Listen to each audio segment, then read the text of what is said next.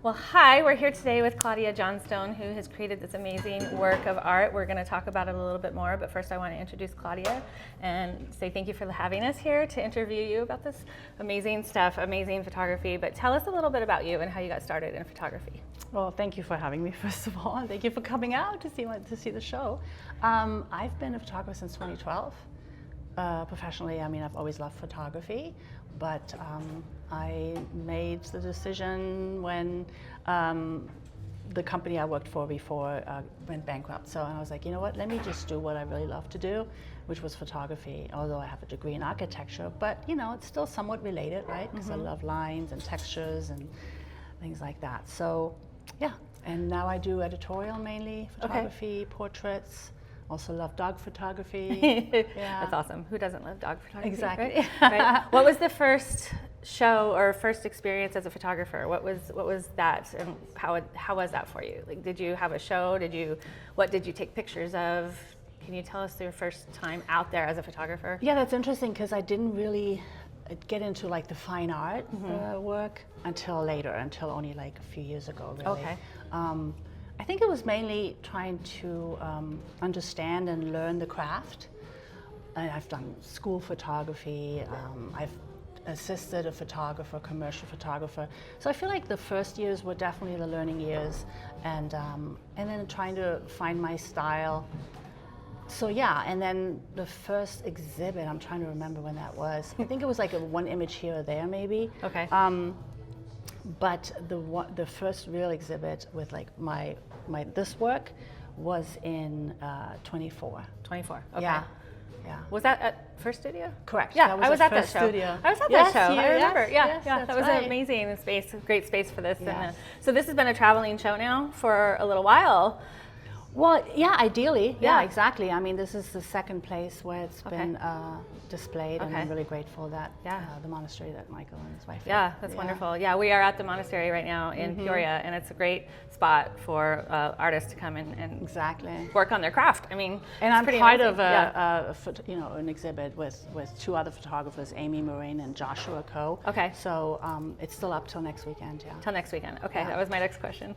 So tell us a little bit about this actual show and what drove you to do this show, and tell us about the artwork a little bit, about the photography, and what does this image mean to you? Oh, you mean like the project, basically? Yeah. Yes. So, yeah, the project's very personal to me, and I've always been like on the lookout for a personal project because we're always told, you got to have a personal project, but nothing really spoke to me like this, and it just happened when I was diagnosed with ADHD a few years ago.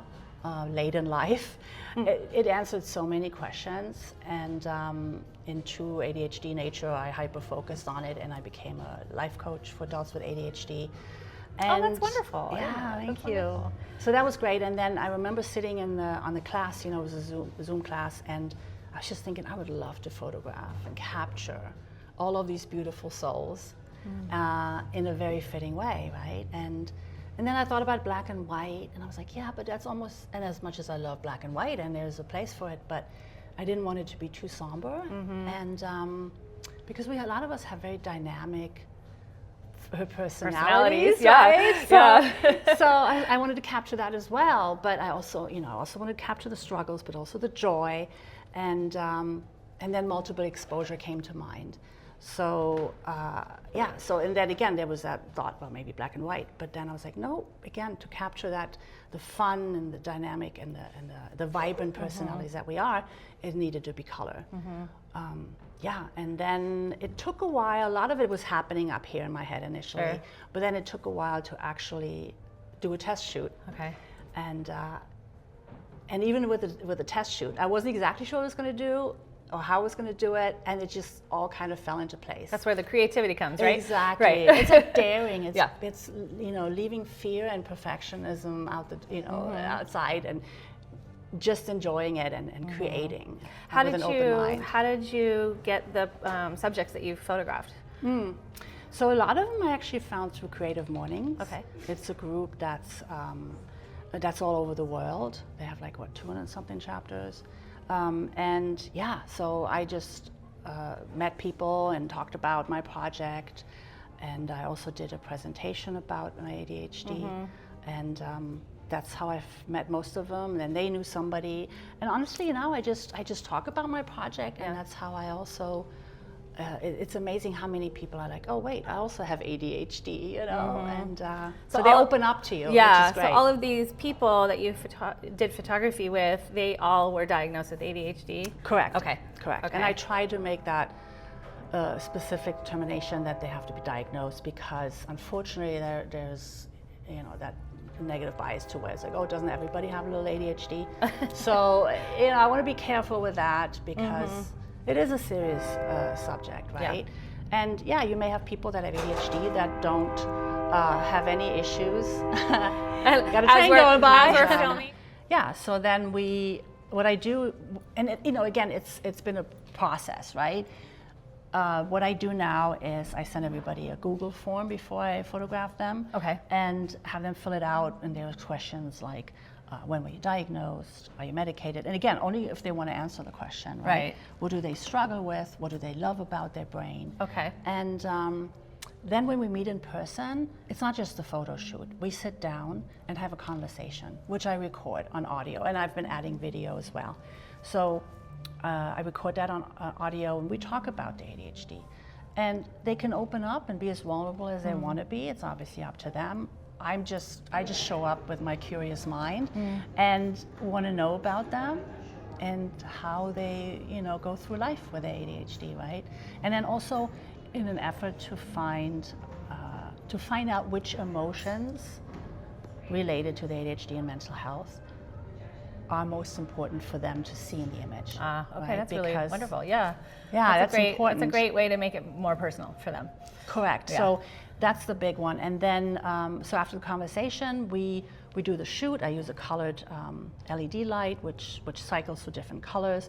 I use a strobe. I don't know how detailed you want to get. That's great. No, I love the process. And then I have a very slow shutter speed, so that adds to the motion and the motion blur. But the strobe captures some of it, so that some of it is sharp. And that's very creative, Claudia.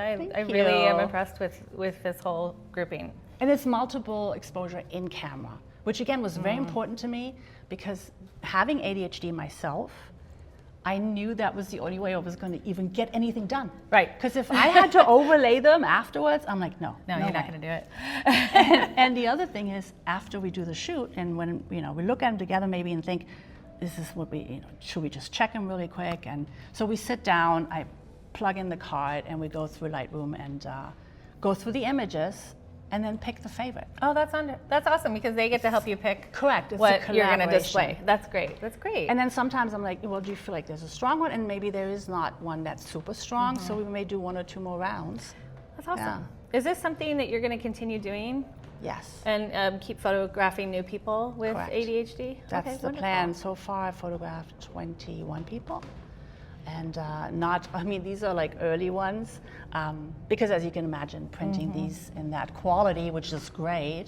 I love that quality, but it's not inexpensive. Yeah, so, right. And storing them. So, yeah, but I do want to do a book. Yeah. That's the ultimate goal. I was just going to ask if you had a big picture goal. So, I was wondering if you maybe were going to start possibly doing some talks about this to people, and then a book would be great, right? So, yeah. A book, and then also, I obviously love a show with however many images I have done at that point, and then potentially use the audio. I'm not exactly sure how I'm going to use it yet, but I do want to do some with like overlaying audio, and then maybe getting just a separate voice and a quote, and that's important. So it's supposed to be like, I'd like to have it be multimedia. Yeah. Are any of these photos of you? No. No? No one's taken one of me yet. I mean, it's hard to do. Yeah, it's hard to photography yourself, right? So, yeah. The way I'm doing it would be difficult. Yeah. But I don't know, maybe I'll find a talented photographer who I think we might know a few. Yeah, I think we might know a few, because I think you should be in this. Yeah. Tell me a little bit about why you went to go get tested. What was your biggest struggle, if you don't mind sharing it with us? No, I don't mind at all. And it's important to me to be vulnerable, and it's part of the process of raising awareness.